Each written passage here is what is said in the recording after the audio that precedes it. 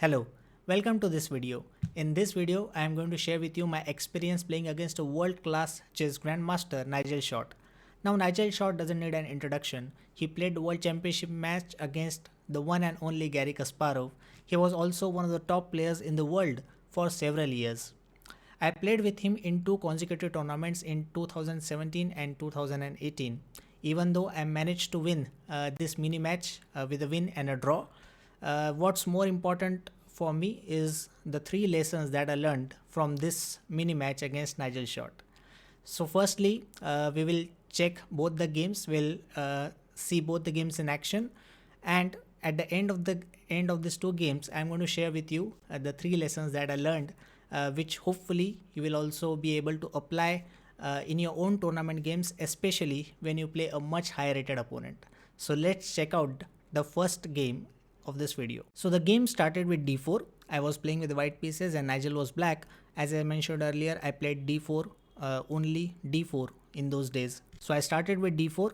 Nigel played knight f6. I went c4, e6, knight f3, d5 and g3. So we have a Catalan opening on the board, and this is the opening that I prepared exclusively for this important tournament. So after g3, Nigel played dc4, all standard stuff. I played bishop g2, he played knight c6, and I played queen a4. So this is all theory, very standard theory till now. And here the main line for black is to play bishop b4 check. And after bishop b4, bishop d2, black goes knight d5, and there are still this position is still investigated for many more moves ahead, and it's a playable position for both sides. So this is the main line for black, but Nigel surprised me when he played the move bishop d7. Now this is already an inferior move because it makes it really difficult for black to achieve the c5 break. Whenever in this type of structures, when black captures on c4, he usually tries to aim for the break with c5 as soon as possible. If he doesn't get the c5 break or the e5 break, his position remains passive. That's the reason why in this variation, black is going to face a lot of problems since his knight is already sitting on c6, making it really tough for black to achieve the c5 break. Anyways, after bishop d7, so I, while preparing for the game, I could have not imagined such a response from Nigel in the opening itself. So the strategy of taking rest and not over preparing, in fact, worked out for me. So bishop d7, I simply decided to grab the pawn back with queen into c4. Black goes bishop d6, castles, and I started developing my pieces to decent squares. So I first developed my knight to c3. Black goes a6, covering the b5 square and preventing any ideas like knight b5 in the future. I went bishop g5. Now the idea of bishop g5 firstly is to develop the bishop and pin the knight on f6, but after h6, I immediately exchanged on f6. Now it looks a bit odd to give up the dark square bishop for black's knight on f6, but there is a concrete logic behind it. The point is that after queen into f6, the knight on f6 has disappeared from the board, and my knight on c3 can now jump to the e4 square. From e4, the knight keeps control over the important c5 square and makes it nearly impossible for black to initiate the break with c5, which is the most desirable break for black in this position. And as I mentioned earlier, if black is not able to achieve the c5 break, his position remains passive for a long time to come. So after queen into f6, I started bringing my rooks into play with rook a c1, rook f c8, knight e4, queen e7, and I immediately placed my knight on the crucial c5 square. The knight has reached its dream position. Apart from that, the knight is also threatening to win the pawn on b7, so Nigel decided to immediately defend it with rook a b8. Now we can see that black has the bishop pair, but at the same time his position is very passive. The pawn on d4 provides white with some extra space in the center as well as on the queen side, and white also has pressure on black's queen side. So after rook a b8, I brought the last piece in the game with rook f d1, and with this move, all my pieces are now playing part in the game. After rook f d1, black goes bishop e8. So even though black is passive, at the same time black is also quite solid. He has a few weaknesses, a few pressure points to take care of on the queen side, which he is doing pretty comfortably for the moment. But this lack of space is really annoying for Nigel. Now I started putting all my pawns on the dark squares. I started with e3, black goes knight d8, a3, bishop c6, and a b4. So we can see that in the previous 3 moves, I played a3, b4, pawn on e3, and we can see that all my pawns are now on the dark squares. The main logic behind it is that I want to place my pawns on the opposite color squares of my bishop, so that my bishop gets extra mobility.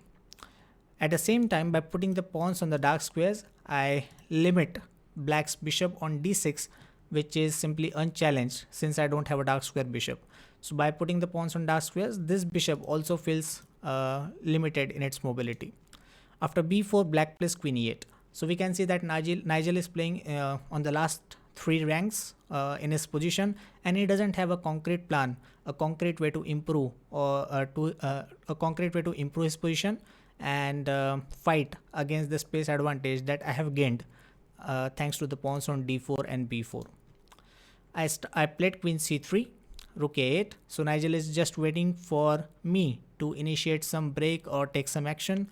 I played knight d2, exchanging off the light square bishops as well as transferring this knight to better squares like c4 or e4. Bishop g2, king g2, black goes a5. So finally Nigel was fed up of the lack of space, and he decided to initiate action on the queen side and hopefully gain some counterplay, some action, some activity for his pieces on that part of the board. So after a5, I immediately took the pawn on a5 with b5. Black plays queen b5. This was an expected response. Black would love to immediately equalize the material by grabbing the a5 pawn. Now here I had a few options, a few interesting options. I can defend the pawn on a5 with moves like knight b3. I can also consider moves like rook b1, attacking the queen as well as attacking the b7 pawn behind it. But ultimately I decided to give up the pawn on a5 in favor of a forcing continuation that helps me improve the activity of my pieces tremendously at the end of it. So I played a4, forcing black to take the pawn, giving him what he wants.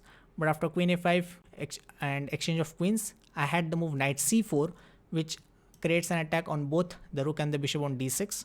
Black is forced to retreat on a8, at the same time supporting the c8 rook, preventing any tactics based on the unsupported rook on c8. I took the bishop and now played the move knight e4. So this was the variation that I calculated when I went for the move a4. Now after knight e4, the pawn on d6 is under attack. There is no way that black can support the pawn comfortably, so the pawn needs to be pushed. That's what Nigel did with the move d5. I exchanged rooks on c8 and again placed my knight to c5. Now we can see the first difference between the activity of my pieces versus black's. The knight on c5 is much better than the knight on d8.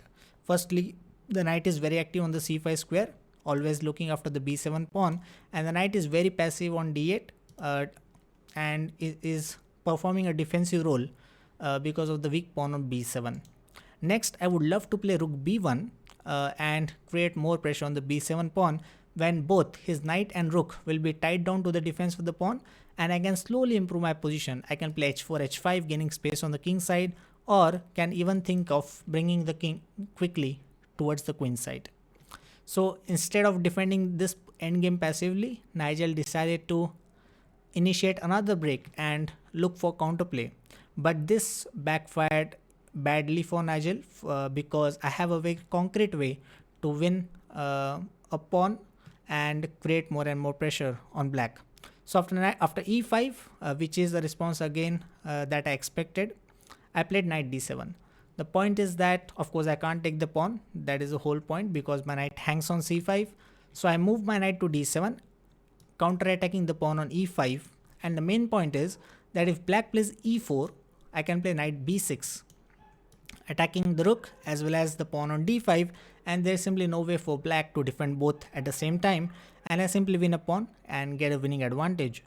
So black is now forced to take on d4, and after rook into d4, we can see that this pawn on d5 is super weak, and it is simply impossible for black to defend the pawn. The pawn on d5 is going to fall next.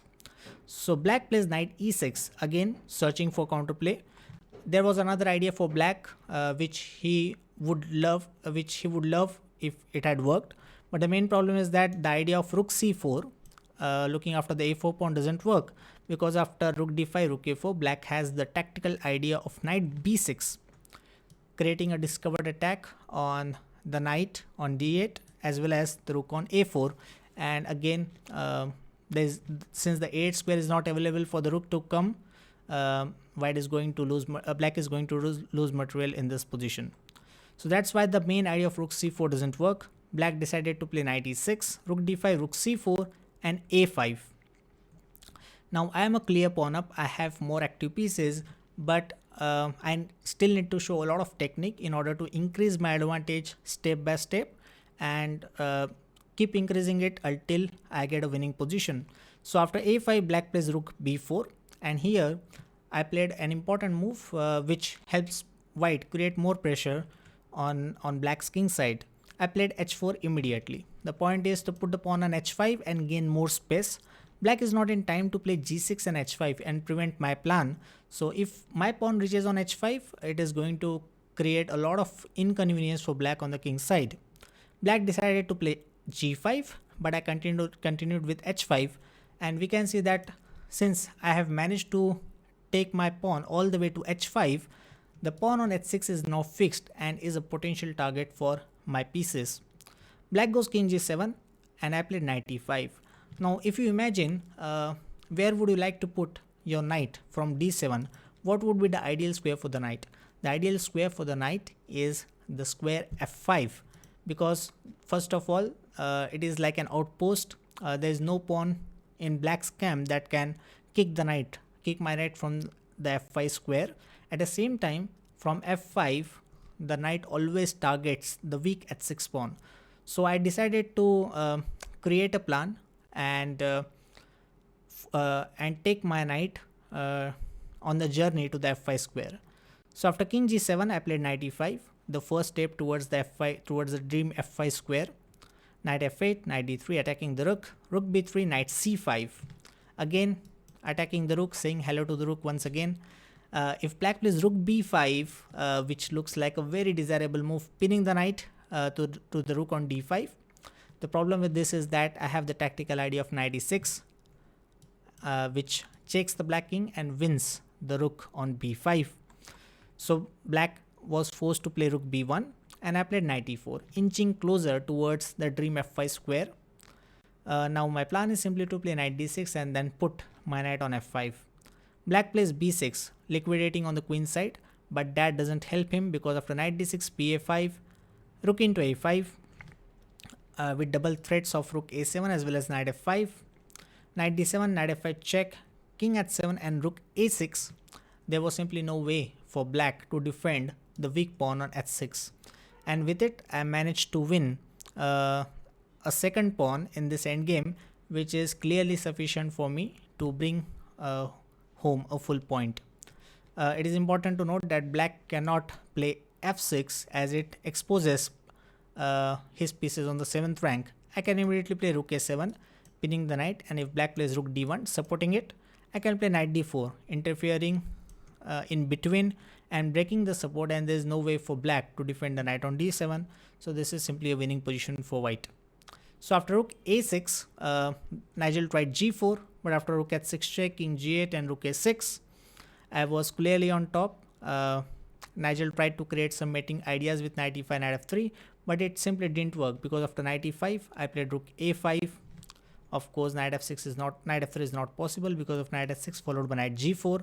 When the knight on f3 becomes shaky, black plays f6 and I played rook a4, tying the knight to the g4 pawn, and this was a clearly winning endgame for me. So this was the first game, my first ever encounter against the legendary Nigel Short, and I was thrilled to win this nice positional game against him. Now let's move on to the next game, which I played like around 5 or 6 months later in the Gibraltar chess tournament in 2018. and in the second game I was playing with the black pieces.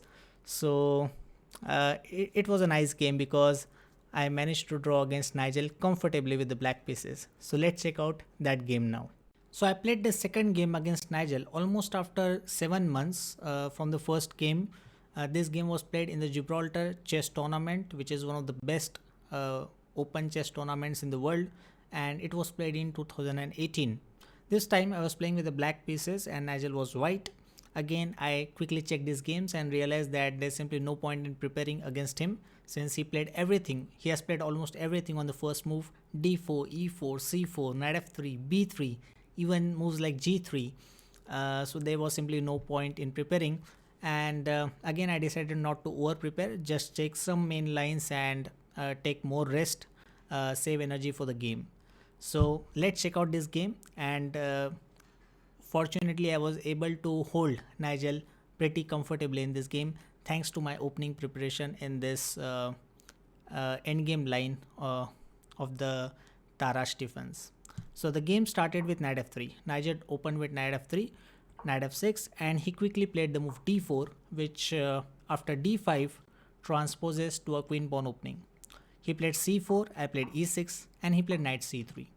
Now my main weapon against this setup is to play d into c4, which is the Vienna opening, on which I also created a course on Chessable, the lifetime reporter Benko Gambit, and I discussed the Vienna opening in that reporter with the black pieces.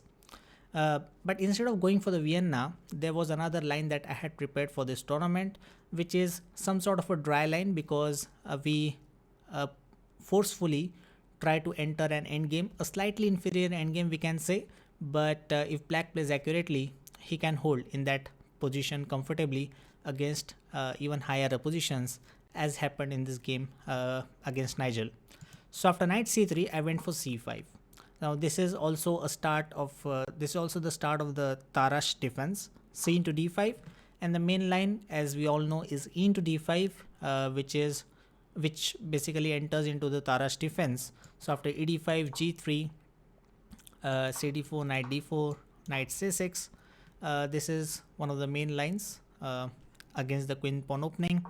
But instead of e into d5, my point was to play c into d4, and this was a trending variation at the time. Again, I have also created a course on this semi-Tarash variation, and I was feeling pretty confident at the time to go into a slightly inferior endgame, because I felt that I can hold that endgame comfortably against any opposition. So I went for cd4, queen into d4, that is the main line. Knight into d4 doesn't make sense because I would simply grab the pawn on d5 and black is doing completely fine. I would later play moves like bishop e7, go for short castles, and black will not have any problems developing his queenside pieces. So white doesn't have initiative in this variation at all. After c into d4, queen into d4 is the main move. Black recaptures with e into d5. So why did black first capture on d4 and now captures on d5? What difference does it make? The point is that by first capturing on d4, I have managed to force white to take back with his queen, and now when I play knight c6, I will be able to develop my knight with tempo. So that is the main point. But here, this particular move order allows white to fight for initiative with the move that Nigel played in the game. He played e4, blasting open the center with this pawn break. So this is a very well known way of playing for initiative against this black setup. Apart from e4, another move that white can try is bishop g5, and slowly playing against the isolated queen pawn in typical fashion. But e4 is the main move, that is what Nigel played in the game. I played knight c6, bishop b5, developing the bishop and also pinning this knight. The queen is not falling anymore. D into e4, again standard theory, queen into d8, king into d8, and knight g5. So right now it appears that black is a pawn up, but white is in fact threatening both the pawns, and it is clear that he is going to recover one of the pawns very soon. After knight g5, I played bishop e6. Now the main problem with black is that his pieces are still undeveloped, and his king will have to waste a few moves to get to safety, because we can easily imagine that whenever the rook comes on d1, the white rook comes on d1, either this rook or this rook, it's going to come with a tempo, and the black king will have to move, wasting a few valuable moves to take itself to safety. So after bishop e6, Nigel decided to castle and bring his rook, the sleeping rook, on h1 in the game. I immediately developed with bishop b4. As I said, black's priority is to develop his pieces as quickly as possible. Here, Nigel decided to grab the pawn on e4. I exchanged knights and immediately played the move king e7. Now we can see that I have managed to connect my rooks, at the same time develop all my minor pieces, but the king's position on e7 is still not the best, and black still needs to play a few accurate moves in order to equalize the game, in order to equalize this position. But again, I was completely in my opening preparation, so I was playing fast while Nigel was out of the book and he was thinking and playing his moves. He played bishop e3, developing his bishop, and hopefully someday at some move he would love to play bishop c5 and create problems for my king. Right now the king is safe since the bishop is on on b4, but white is threatening to play a3, and as it turns out, there's only one correct way for black to counter this idea of a3 and bishop c5 check, and that idea is not easy to find on the board. Luckily for me, I had analyzed it before the game at home, so I played the move quickly, rook h d8, bringing my rook in the game. White played a3, and it seems that it's kind of impossible to defend against the idea of bishop c5, and that idea is in fact quite dangerous, because if I play bishop a5, bishop c5 check, king e8, knight d6 check, and his pieces starts infiltrating black's camp. Knight d6 check followed by knight b7, and everything starts to fall apart. But instead of playing bishop a5, which is the most natural move, I have a very good counter-attacking move. I played knight d4. That was the key idea behind playing rook h d8 and ignoring the move a3. Now if white decides to take on b4, I can take back the bishop on b5, and I still maintain a completely equal position. And in fact, we have opposite color bishops on the board, which increases the chances for a draw. So after knight d4, Nigel decided to place his bishop back to a4. Yeah, and by the way, if he takes my knight, I'm going to recapture with my rook, threatening the knight on e4. So ab4, I can simply take the rook on e4, again maintaining equality. In fact, this might be a better version for black, because the b4 pawn and the b2 pawn are targets as well. So bishop d4 wasn't a good idea for white as well. So Nigel decided to simply retreat his bishop to a4. I played bishop a5 and he played knight c5. So he's still threatening, he still has some initiative, and I still need to play accurately. But as I mentioned earlier, I had everything analyzed. I had this position analyzed at home, and I played bishop b6, attacking the knight on c5, inviting him to take on b7. But we can see that the knight on b7 is having very less squares to retreat to, and the knight is going to face a lot of problems deep into my territory. So after knight b7, I played rook b8, attacking the knight immediately. Bishop d4, the bishop needs to capture the knight, distracting this bishop on b6, so that the knight can try to retreat on squares like a5 and then jump back to c6. I took on d4 and he played knight a5. Now the p2 pawn is hanging, but the main question is, shall we take the pawn? Because white is also threatening to fork on c6, attacking the rook as well as checking the king. But as it turns out, it's completely safe to take the pawn. This is where I was completely out of my preparation, but the position is already liquidated, so I just needed to calculate a few variations to equalize.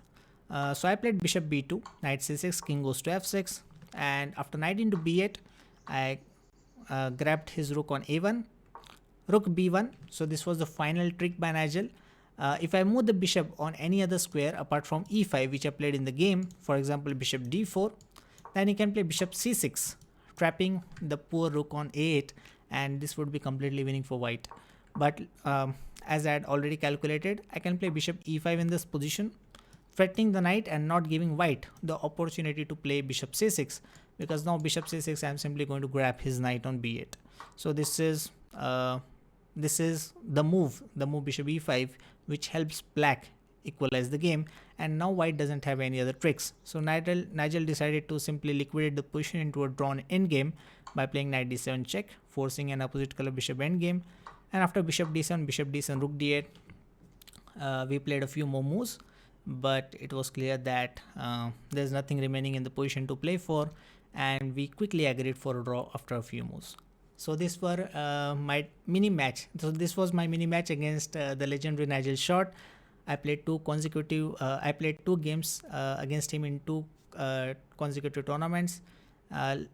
Fortunately for me, I managed to win the match with a score of 1.5. But there are three important lessons that I learned, and I share these lessons with all my students.